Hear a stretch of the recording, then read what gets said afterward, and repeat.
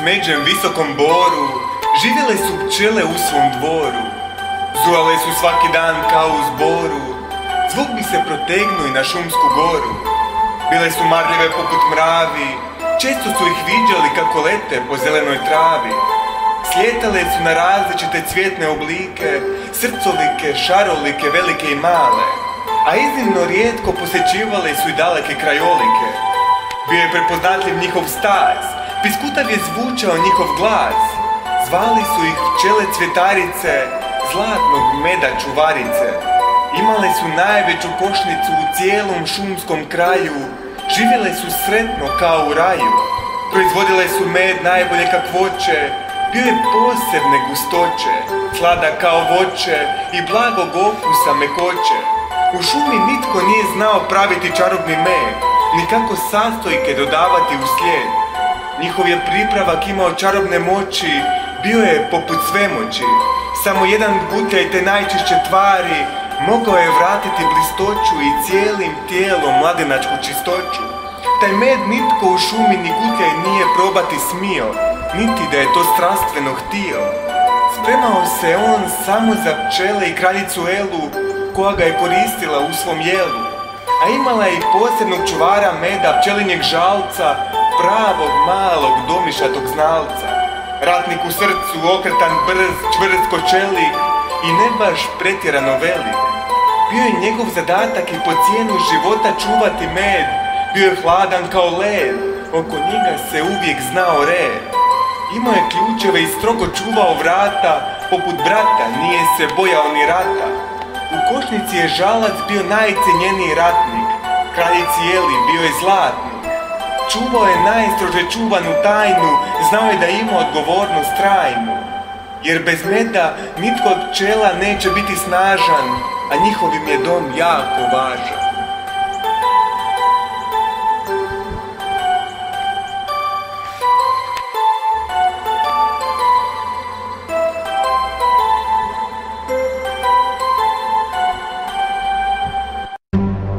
U istoj šumi 2-3 brda dalje živjeli su crni stršljeni sa šiljcima kao raje.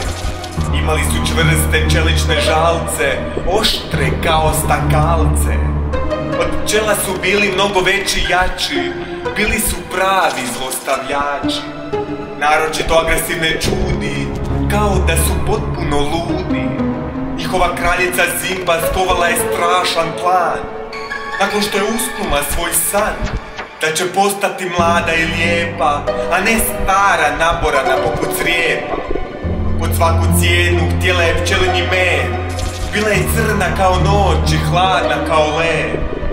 Posložila je ogromnu vojsku u red i rekla im je: ja sam vaša Zimba kraljica, svih stršljena vladarica. Skovala sam jedan plan, nalazi se u ruci, pročitat ću vam kad otvorim dlan. Slušajte me sada dobro, pamtite moje riječi, neka ovim kraljevstvom sve ječi. I nemojte da vas u tome pčela spriječi, jer predamnom će taj da kleči. Usnula sam kako ću postati mlada, samo mi treba nektar pčelinjeg slada. Njihov med čarobne je moći, ukrašću ga preko noći. Ušuljat ćete se ratnici u košnicu sočnu, slušajte sada strategiju točnu. Nemojte da vam na pamet padne bijeg, utopit ću vas brzo kao snijeg. Znate da sam hladna kao led, pčela ratnika je mnogo, ali jedan je bitan i vrlo je sitan, hitar, zove se pčelin žalac. Kažu da je pravi znalac i da mu je žalac tvrd kao jarac. Nemojte da vas izgledom vara i da vam iluziju napadu stvara. Vrlo je spretan, izrazito brz, bez glave ćeš ostati ako čuješ trz. Znajte da svojim žalcem vlada kao mačem, krenut će i na protivnika mnogo jačeg. Ali ne bojte se jer ste mnogo veći i jači i ne može nitko da vas tlači. Jer njih treba biti strah, poješće i pod okriljem noći stršljenovski mrak. Sad naoštrite svoje bodlje, neka sjeku kao koplje. Krenut ćemo večeras u najjači napad. Pčelinja košnica doživjet će raspad. A ja ću imati tajanstveni med. Šumom će vladati stršljenovski red. Spustila se noć, vrijeme je za napad. Uništit ću njihov grad, pretvorit ću ih u jad. Krenite, moji ratnici, oko mene bit će tekući zlatnici. Krenuli su podanici tamne, strašne zimbe u odlučujući boj. Gusto, žuto, crni letio je roj. Bili su to samo ratnici najspretnijih vrlina. Na repovima su nosili žalce poput klina.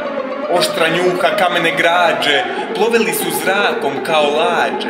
Ozbiljna pogleda mrkih lica, sjurili su se mnoštvom šumskih ulica. Izvijali su se među šumskim stablima u letu, a u sebi pakosni plan pletu. Njih stotinjak zauzet će pčelinji vrt, ili ih čeka bolna smrt. Probijali su se kroz gustu noć svaki metar, s lakoćom u zrak dizao ih je vjetar. Žurili su pod okriljem noći, uživali su u svojoj zloći. Htjeli su što prije do košnice doći, ništa ih putem ne koči. Čim su prošli stablo razgranate krošnje i još malo dalje od trešnje, ugledali su pčelinji tabor. Ispred njih izvijao se veliki drveni nabor. Sakrili su se iza njega u potpunoj tišini, bili su stopljeni u noćnoj crnini. A visoko na granama zlatila se košnica u zelenom boru, ogromna, sjajna kao na dvoru. Oko nje su letjeli pčelinji borci, pravi mali zaštitnici lovci.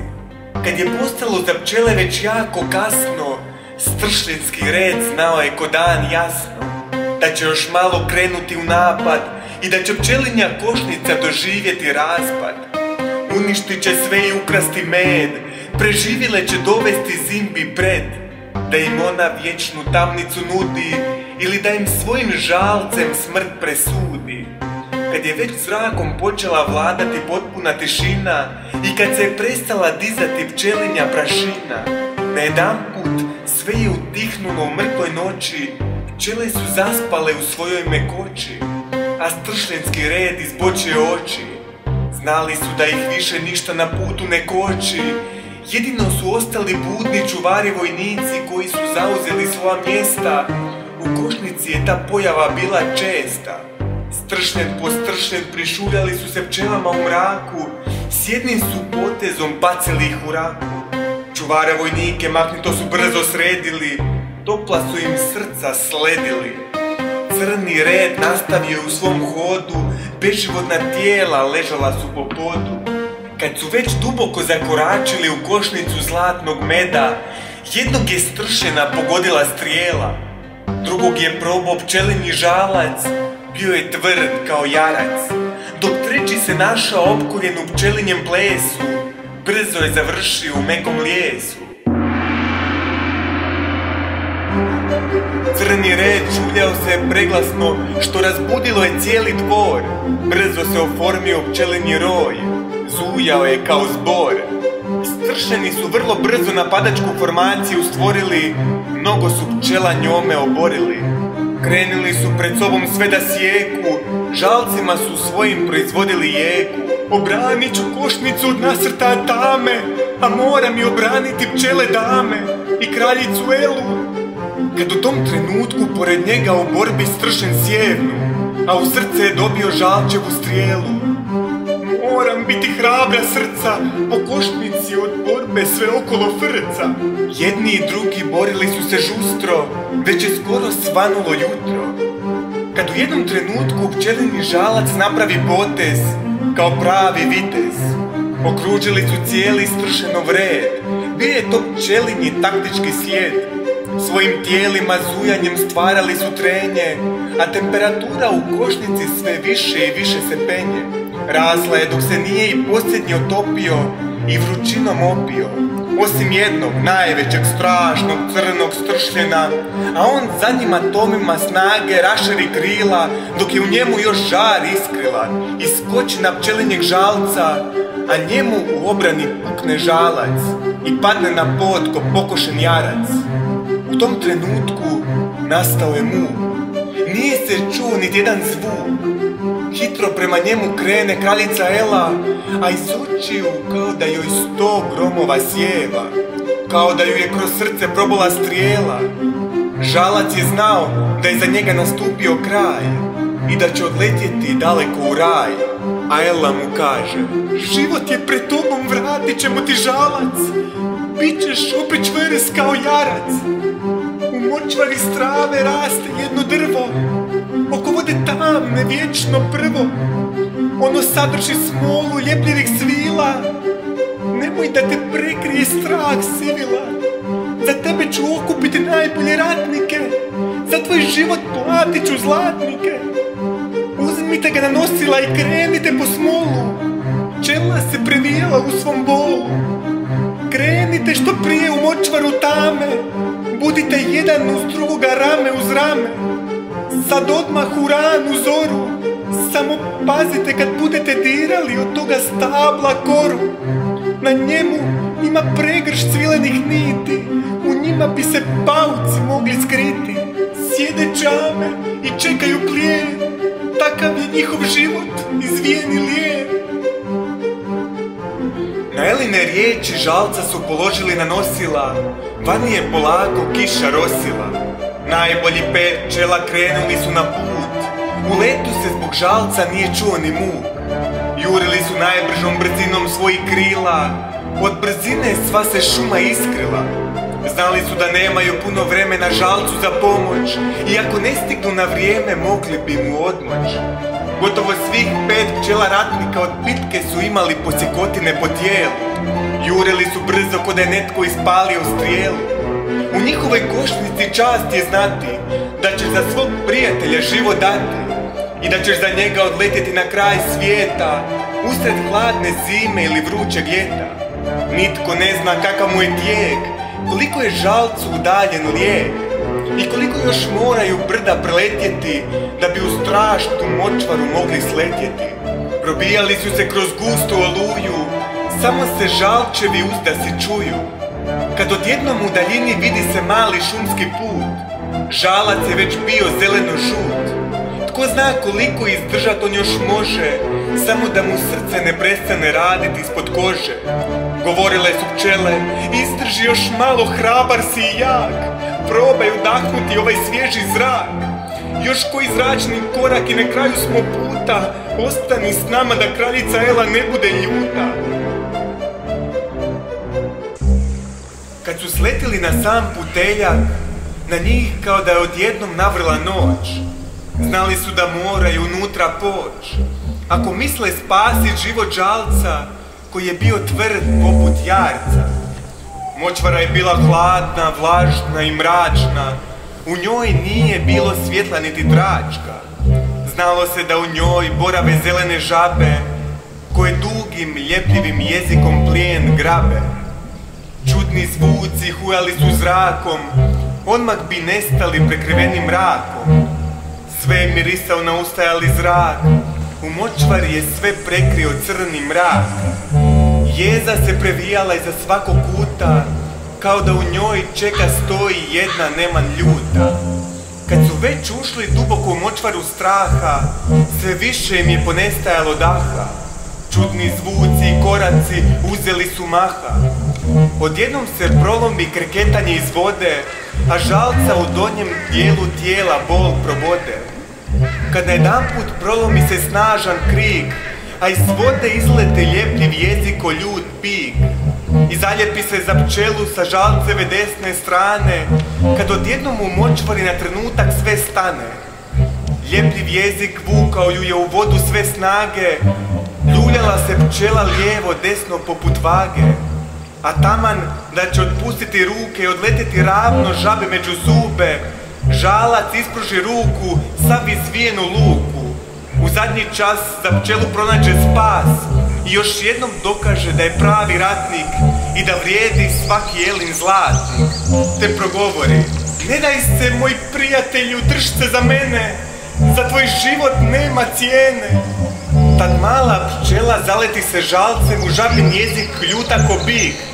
Odjednom se močvarom prolomio snažan kreket krik. Žaba u jakom bolu ne uspije u svom dijelu, pa brzo pusti pčelu. Svi skupa su na trenutak odahnuli, kad su se od strašne nemani odmaknuli. Nastavili su brzo prema stablu smole put. Uzak prolaz bio je krut. Iz močvarne vode izvijale su se ogromne široke grane, koje kao da se tuđom dušom hrane. Razne oči blještale su iz mraka, kao da im se duboko kopa raka. Možda se više neće vratit među žive, mogle bi ih pojesti lude gljive. Ili strašni pčelolovci, ogromni opaki osinji lovci. Kad najedanput je zablještelo stablo smole usred mraka, a svi skupa upadnu u tanku svilu i prema njima krene pauk s 4 kraka. U mraku su sjajile njegove okrutne oči, kad je vidio zalogaj slasne naglo ih izboči. A hrabri žalac uzme u ruku svoj otkinuti žalac i počne sjeći mrežu ko razočan jarac. Pauk naglo prema njima krenu, pčele su jedva u isječenu rupu uspjele da mu skrenu. Ostvarili su još jednu pobjedu slatku, spasili su se svi za dlaku, a onda žalac izgubi svijest i ko mrtav pade u lijes. Kad su napokon stigli noseći ga ispred stabla punog ljekovite smole, zalijepili su žalcu šiljak i sad se svi mole da mu opet žalac bude čvrst i zdrav i da se oporavi sav i svijest vrati i u život se povrati.